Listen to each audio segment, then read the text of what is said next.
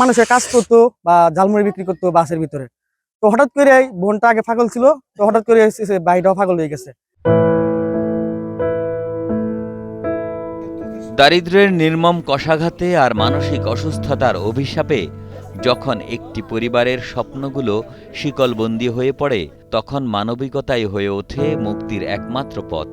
কিশোরগঞ্জের কাটিয়াদীতে ১২টি বছর শিকলে বাঁধা অবস্থায় মানবেতর জীবন কাটাতে বাধ্য হয়েছিলেন দুই ভাই বোন। ছেলের আগে ভালো ছিল, গাড়িতে ব্যস্ত, তারপরে আপনার এই সুখ সুবিধায় আসিল।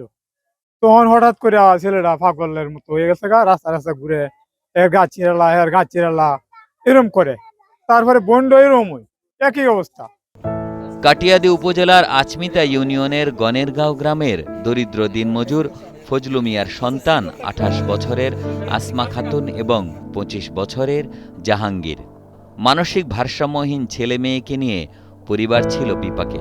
চিকিৎসার সামর্থ্য না থাকায় অসহায় বাবা নিরুপায় হয়ে শিকলবন্দি করেছেন নিজ সন্তানদের।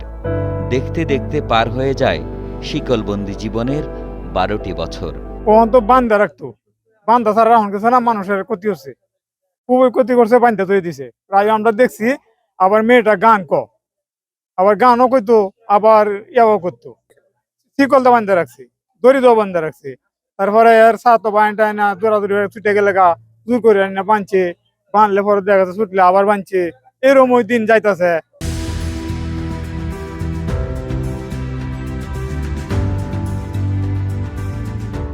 অবশেষে এই ভাই বোনের শিকল খুলে চিকিৎসার দায়িত্ব নেন উপজেলা নির্বাহী কর্মকর্তা। শিকল খুলে মুক্ত করা হয় তাদের। চিকিৎসার জন্য অ্যাম্বুলেন্সে করে পাঠানো হয় ঢাকায়। প্রশাসনের এমন উদ্যোগকে স্বাগত জানিয়েছেন এলাকাবাসী। স্যারকে জানানোর পরে স্যার সাথে সাথে আসছে, কালকে জানানো হয়েছে স্যারকে, স্যার কালকে আসছে। কালকে আসার পরে আজকে তো আলহামদুলিল্লাহ এখন নিয়ে যাইতেছে। আমরা তো আশা করি যে সে ভালো হবে।